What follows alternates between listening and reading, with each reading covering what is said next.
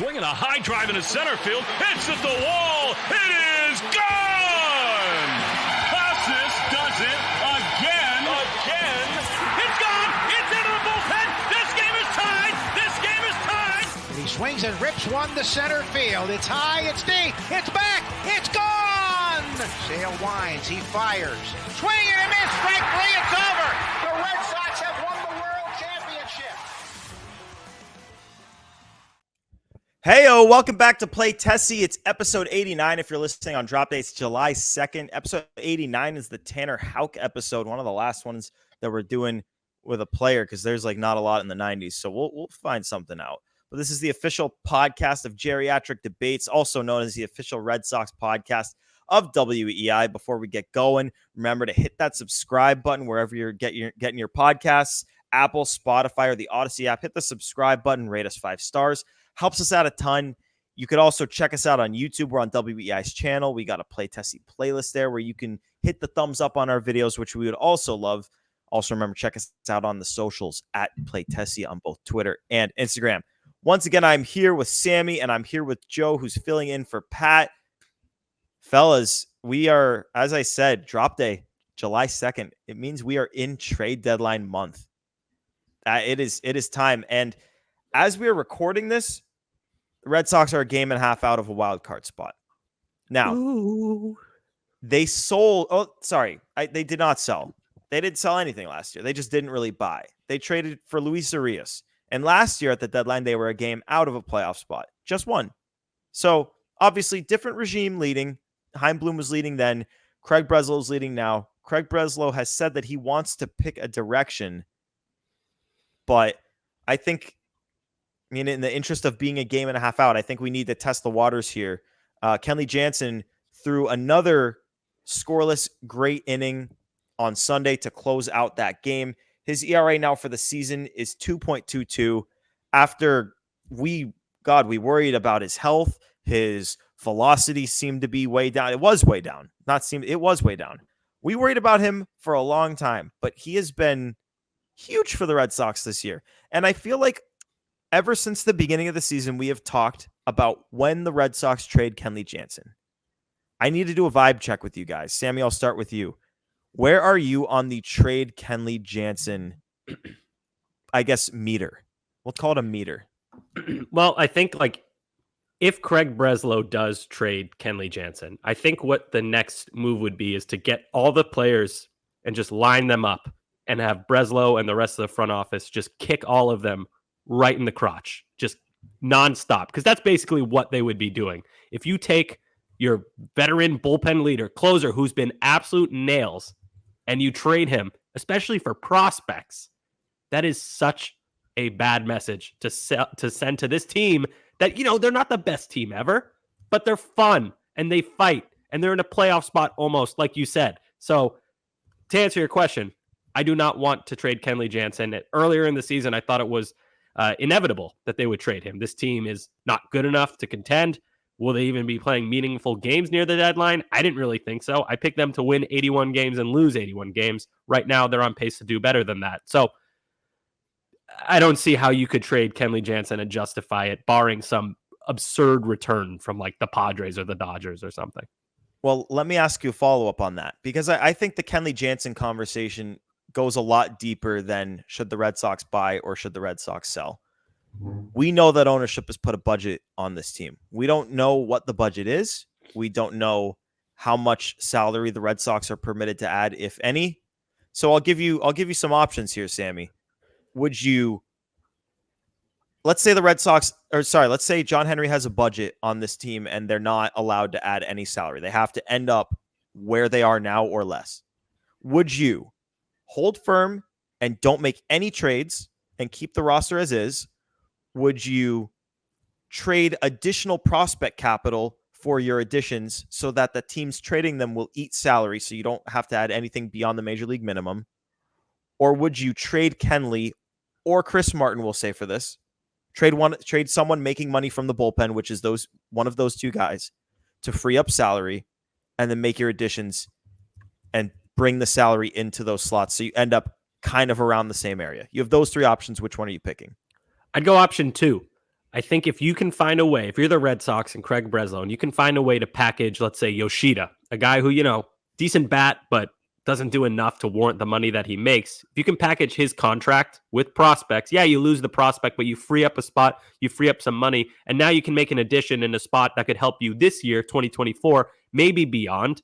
We'll talk about names in a later episode, but yeah, I think I would go with option 2. And I know that it's kind of like wishful thinking. Oh, you're a team on a budget. Why don't you just get rid of your bad contracts and then add guys? Like, yeah, of course, that's what I'd like to do. But you have a guy in Yoshida specifically who is still, has some value to a major league team that makes a lot of money. And you could find a way to offload his contract. It's not going to be easy, but that's tough job. That's what I would want them to do.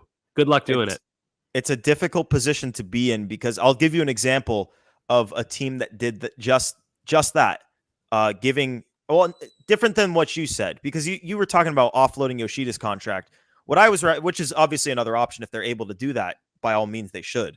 But what I was referencing was when teams like I think the Red Sox may have done it with Schwarber in 2013, where they gave a better prospect to the Nationals to eat money. But I know that the Yankees did it.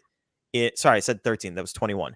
I know that the Yankees did it in 2021 for both Anthony Rizzo and Joey Gallo. And I'll use the Joey Gallo example because some of these trades can look pretty bad if you go that route. The Rangers ate Joey Gallo's salary to get some extra players. The best player in that trade, I don't know if you guys have seen what Josh H. Smith on the Rangers has done this year, but he has an 845 OPS, a 142 OPS plus. So he's 42% better offensively than the average player. And then they got him. They got Ezekiel Duran, who had a 110 OPS plus last year. He's having a down year this year, but he's a big league player and average, maybe at times better than average big league player. And they got Glenn Otto, who was a big leaguer but was not good and was DFA'd. So the Rangers got 3 big leaguers there, and one of them is really good for a year and a half of Joey Gallo because the Yankees wanted them to eat money. So it's a difficult path. Like, to me, I am on board if they want to trade one of Jansen or Martin and then add, because they're getting Liam Hendricks back. Like, they already have enough bullpen depth where they have like Cam Boozer's able to go down to AAA and like your bullpen is still good enough to be fine. So like, yeah, see, I don't know if I agree with that, because we're only in June. We've seen these guys fizzle. We saw it last year specifically. A lot of the guys in the bullpen, they petered out towards the end of the season. They're pitching an amount of innings they've never pitched before. Good example, I hate to say it, Justin Slayton, slowly slowing down this year. He was unhittable for the first month or two of the season.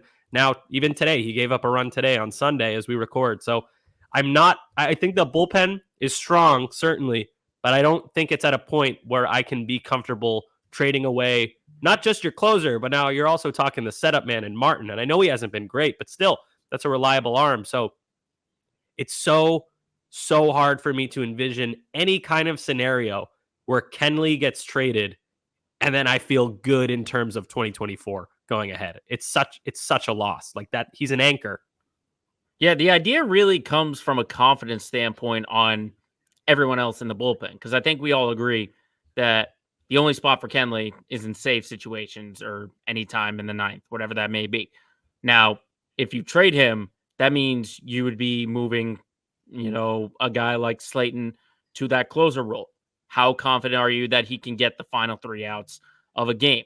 Look at a guy like Zach Kelly. Do you trust him to get the final 3 outs of the game? And as Sammy said, obviously he doesn't trust them. I think for me, it takes a little bit more time. So I'm sort of on the same wavelength of it might be better just to hold on to Kenley, ride it out. Because let's face it, free agents leave all the time and you don't get a return. You already have so much in the farm system that you could potentially replace a guy like Kenley with. And you already have so much youth coming up, and you've already got a deep team in terms of a lineup and in a bullpen. So I say holding on to Kenley for a potential playoff run would be the best answer. For me, it's not about needing to get value for him before he's a free agent. I don't think ownership is going to add money. And when you're like, obviously it's easier to say give up more in terms of prospect capital, but when I like, I'll give you an example. Like, would you upgrade, like if a team wanted Yordany Monegro for someone, but if you wanted them to eat the salary, you had to instead give up Wickelman Gonzalez.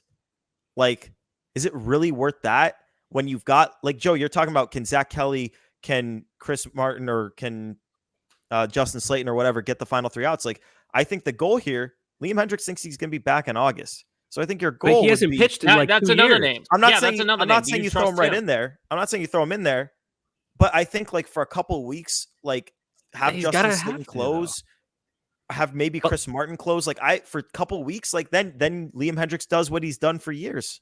Like, See, I think, well, we hope he does. I mean, he said it himself the other day. He hasn't pitched in a competitive game in like a year and a half, 2 years. It's been a long time, and he's older. We don't know what to expect. So what I want them to do is add someone who doesn't make a lot of money, quite simply. And this is all under the assumption that they're working under a budget, which Rengifo. confirmed. Luis Rengifo, yeah. But seriously, like, just add a guy who's not making that much money. If you got to pay a little extra in terms of prospect, do it. You have a deep farm system at this point. Christian Campbell is your number 10 prospect right now. He might be on the top 100 list shortly. Yordany Monegro, who you mentioned, wasn't ranked in the 20s in the system. Now he's in the top 15. Like, they have so much talent on the farm right now, and it keeps getting better. Roman Anthony is like a top 5 prospect. He's not going anywhere, but you get the point. They have the depth in the organization to make moves, pay a little extra in terms of prospects to get a guy who's on a cheap contract. Someone like, I mentioned this guy last week, Cal Quantrill. He's not the greatest starter in the world, but he's solid. He'll keep your rotation afloat. You just coughed his name, Luis Rengifo. He doesn't make a ton of money. If the Angels are like, I don't know, the contract's really good. All right, cool. Here's a slightly better prospect. Here's Wickelman, who you mentioned. So there's different ways to go about it where they don't have to, like I said, line the guys up in the locker room and kick them in the nuts one by one by trading Kenley Jansen, your anchor, your veteran closer who's been nails all season long. I want them to be smart and spend some of that prospect capital that they've spent the last 400 fucking years accumulating. Like, Okay, how deep, though, are you going into that prospect list? Because I think, like, the big 3 off the market, Christian Campbell off, Lugo maybe. Like, Lugo might be like Campbell, your baseline. Campbell's I don't a guy think that anyone, you should look. I don't think Go ahead. anyone besides the big 3 should be considered off limits. Yeah, I would trade. Well, I wouldn't trade Perales just because you'd be selling low because they're going. He's hurt. We're Right, not but going to give you. if someone wants to give you full value, like, Sure, for instance, like for the big 3, like there's like very little that I it'd would. have to be like Garrett Crochet, and even then I'd be like, Right. I don't know. But like Exactly. Christian Campbell to me is the perfect guy that you trade. He's got a ton of helium, meaning he's hot and he's flying up the system rankings.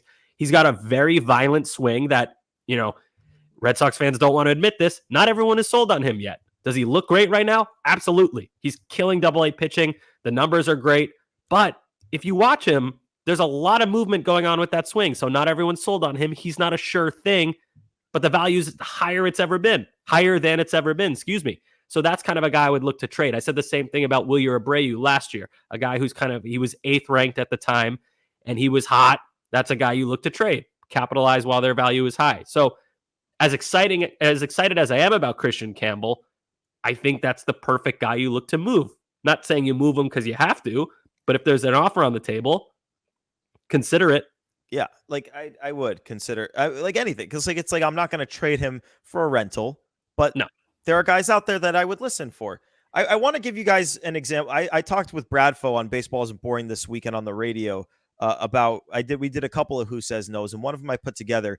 And this is for a guy that you wouldn't be able, if ownership has set a budget, you would not be able to bring this guy in without the team eating money or without trading someone from your roster. And it's for Zach Eflin from the Rays. So if you're acquiring him, the Rays are not going to eat money. So if you wanted to acquire Zach Eflin and ownership has set a budget, you would have to subtract elsewhere. But I'll give you guys the Who Says No, and you guys tell me what you think here. Bring in Zach Eflin for Chase Mydroth, Nick York, and Zach Penrod. And before you give your takes on it, Zach Eflin, he's making $11 million this year, so you'd pay the prorated version of that, which is probably like $4 million or so. And then next year he's under contract, but it's for $18 million. So Zach Eflin, That's the contract is 18 million Okay. next year. And he's had like a kind of up and down year, but he's got a 3.49 ERA in June, and he's only walked 7 in 87 innings. So you'd be giving up 3 guys. What? Only 7 walks all year? Yeah, I mean it's literally exactly what the Red Sox love. Wow, that's sorry, that's just a crazy statistic. Sorry to interrupt. And we Go know, ahead. and we know that they liked him 2 off seasons ago when they thought they had him signed, and then he stomped on their offer and took it to Tampa. But that's an example of a guy that you're not going to be able to just give up more prospect capital and have them eat money. Like Tampa's owners are not like if they're trading Zach Eflin, they're getting off that money. So yeah, would you do that trade? And would you do it knowing that to do it, you'd probably have to trade one of Jansen or Martin?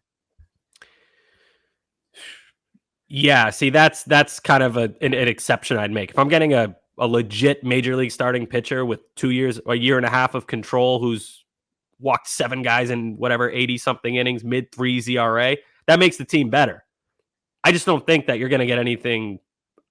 I don't think that's going to happen. I just don't think they're going to make a trade like that where they're like, all right, we'll pay this contract and we'll give up these prospect. I like the prospect package you came up with too. That's like, I don't know if it's enough, but those are guys that they would look to trade, guys with helium. So yeah, I would do that.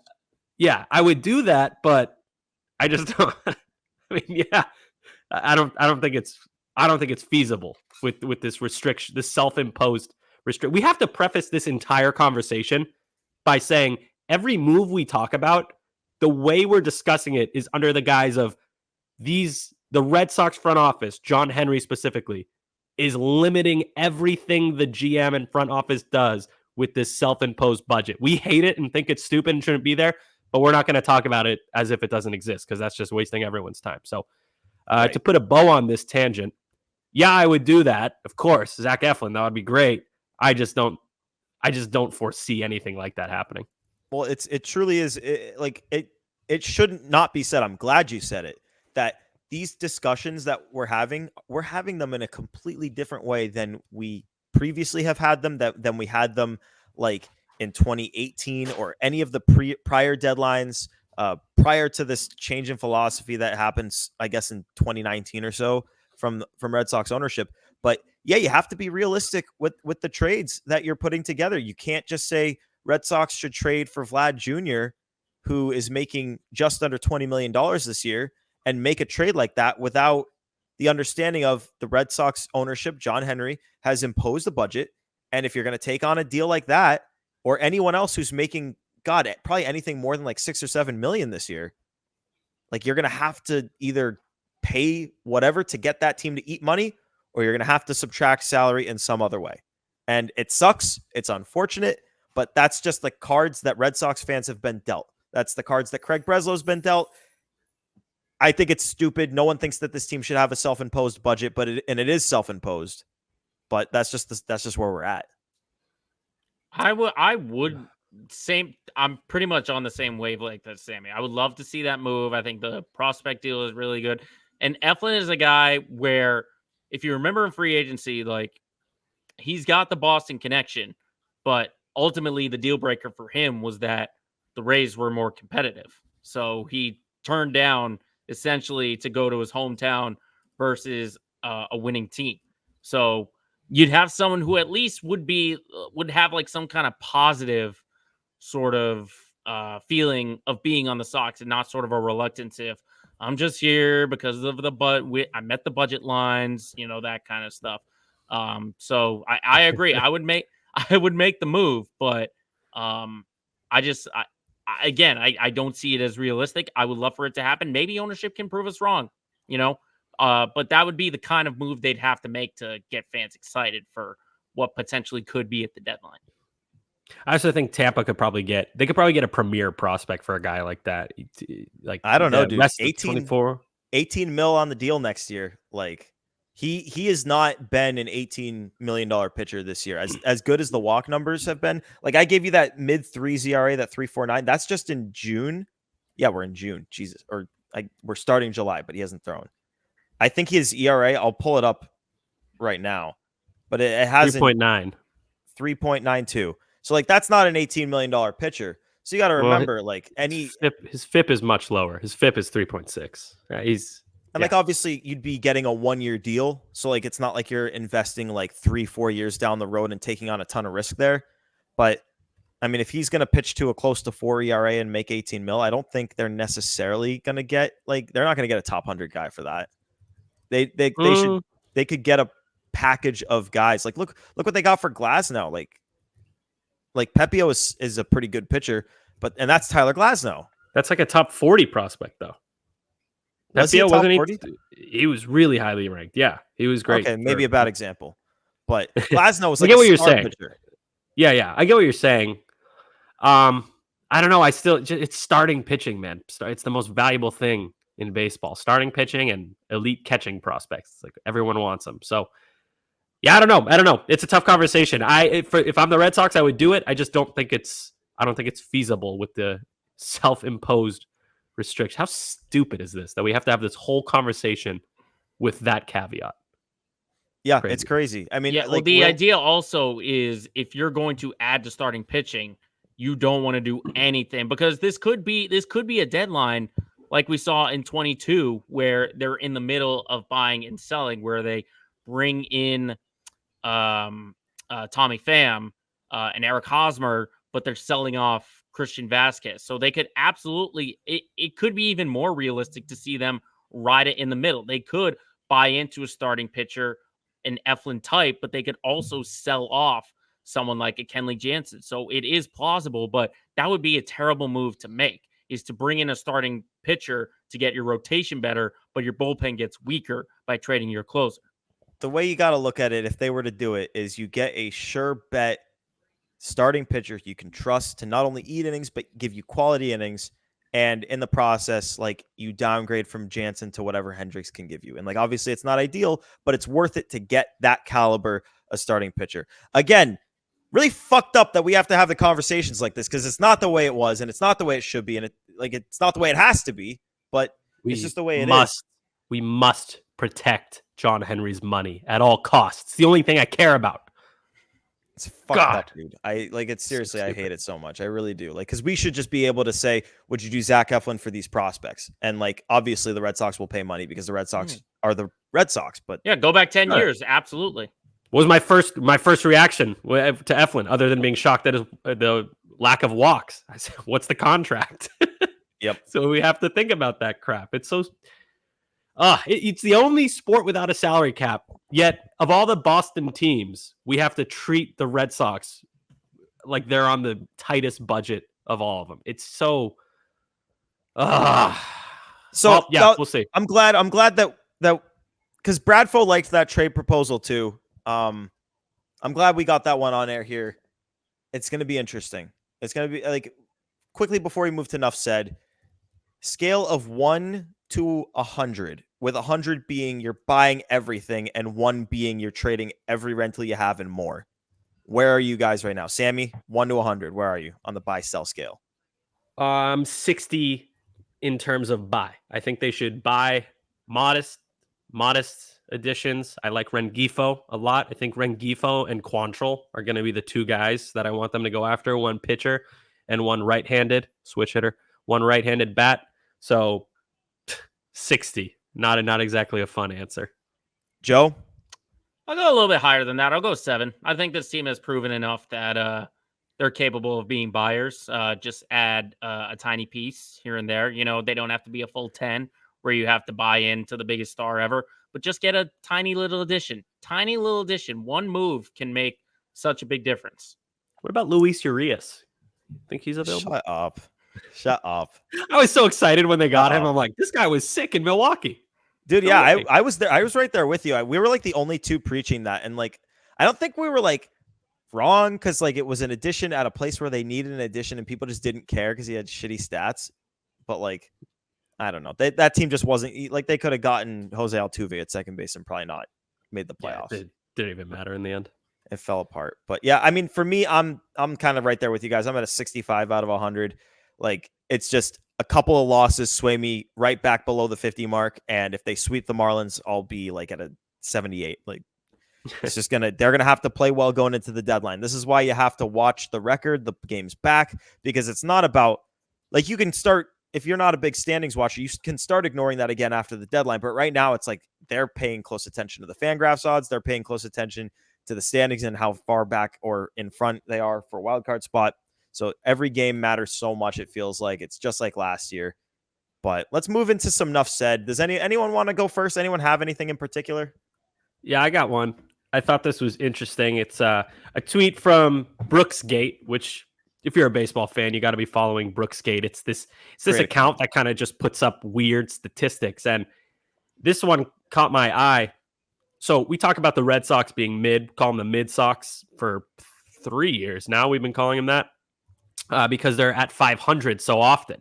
Red Sox have been at 500 18 times this year. 18 different times have the Red Sox been at 500, meaning same amount of wins as losses. The Padres not only won the series against the Red Sox, they also outmitted the Red Sox. They have been at 500 25 times this year. Wow. That is a lot of mediocre baseball. I can't believe, there's the tweet. 25, it's not even close. Red Sox are second, by the way, with 18. So Padres have 7 more instances of being 500. They are the kings of mediocre baseball. Congrats to the Padres. You will probably never see the promised lands, but at least you can hold this crown of being mid. We love the mid crown. My God, that's crazy. That's I find it shocking about all the zeros down there at the bottom. Like, I would have thought they would have at least been like 1-1 or something like that. That's probably what the Dodgers are. Like they won 1, lost 1, or like 1-2, lost 2, and then never look back. But yeah, 0. I guess you got to pick a direction and head that way. Joe, you got anything Nuff Said? I do, and it's not really sports related. So I had a little bit of fun last night after watching the shellacking that the Sox got. I went to TD Garden and went to a concert with a good friend of mine. And I just want to give my love to Justin Timberlake out there. I know he takes a lot of heat out there, but the guy just knows how to put on a show. I know he's in a negative light most of the time with everything he's done in the past, but he's such an entertainer. You know, why do you say that? What do you mean? Why do you say I feel like he's mostly positive. I know he had the arrest thing lately, but immediately it was turned into a meme and everyone loves him. Yeah. Well, you have some of the fans who are like, going back to the Janet Jackson thing at the Super Bowl and then the Britney Spears sort of thing. Sorry, you had to see a boob on TV. God forbid. Yeah, thank you. Yeah, I was what year is that? 2002.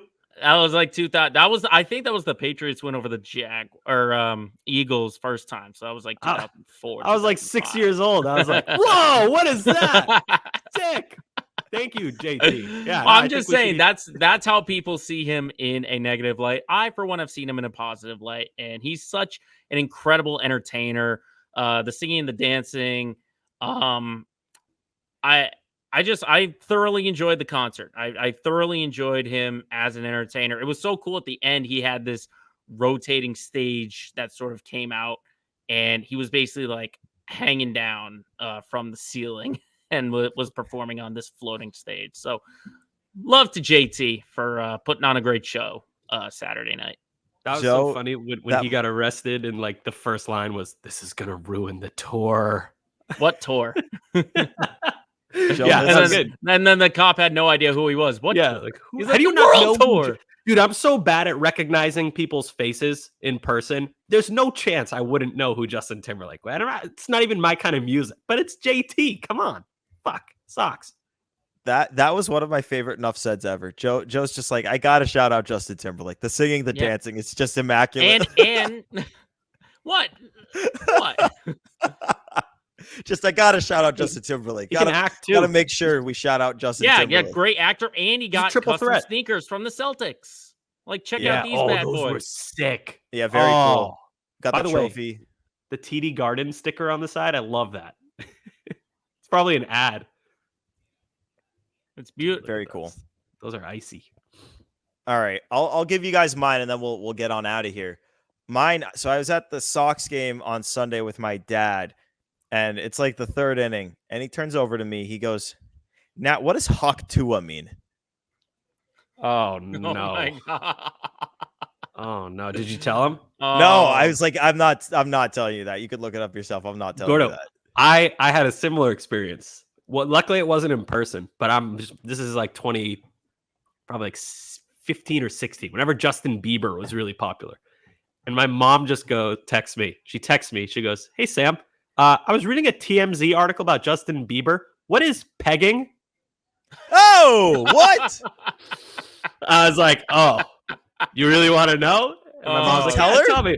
Yeah, my mom has a good sense of humor. She thought it was funny, but I was like, "Oh man, I'll tell you, but it's a little brutal." And she was like, "That is so gross but funny. Thank you for telling me. Sorry I asked." Yeah, you know what will help, Oh. Gordo? What will help with whoever wants to know this Hawk Tua? Go to the WEEI YouTube page, cross promotion, ding, and watch Christian Fourier on Christian Fourier That was try good. to explain this. I was producing that show. I was behind the glass, and all of us are just like sitting back, arms crossed, being just like, okay, do it on the radio. Do it as clean as you can. That was funny. I watched that clip. That was really good. That was really good. So I yeah, can't I'm not. stand I the did. Hawk Needless to Tua say, thing. I did not tell my dad what it meant in front of all the people sitting around us at Fenway. I just told him, if you're curious, no, I'm not telling you. Just look it up yourself. Not happening. Come on, he would probably would have left. If I can tell my mom what pegging is, you can explain Hawk Tua. For whatever reason, I Well, feel were like there- I'd be more able to tell my parents what pegging is than Hawk Tua. I don't know why. Hawk pegging Tua is just- yeah, pegging Pegging- is. Look, Gordo, pegging's like you know, over the you know top. what it is? Yeah, but it's like over the. We're not gonna talk about it on Play Tessie, but it's like over the top. Yeah. Like Well, I over mean, God, gross. That Hawk Tua video, I think I mentioned it. It made me want to start a civil war. I can't believe that girl's accent is real. That's the worst accent I've ever heard in my life. Where is she from? Like Mississippi? That was in Alabama? Nashville. The video was in Nashville. Tennessee? Jesus. Oh my God. Yeah. So yeah, shout out her. I'm not. She can explain it to my dad if she wants to, but Ooh, I don't did let not her. do it. Oh, it's true. Yeah, maybe not. But on that note, thanks for tuning in to Play Tessie episode 89. Oh God, yeah, there she was on stage with Zach Bryan. Show that to Pat. But thanks for tuning in for episode 89. Before you head somewhere else, whatever, hit the subscribe button, Apple, Spotify, Odyssey app. Hit the subscribe button, rate us 5 stars. Helps us out a ton. Check it out on YouTube. We're on the WEI channel. We've got a Play Tessie playlist there. So hit the thumbs up on those videos. We really appreciate when you guys do that. Also follow us on the socials at Play Tessie on both Twitter and Instagram. You won't want to miss the content coming out there. It's really good stuff, but appreciate you guys tuning in. For Sammy, for Joe, it's Gordo here. Thanks for tuning in to Play Tessie episode 89. Peace. Pegging.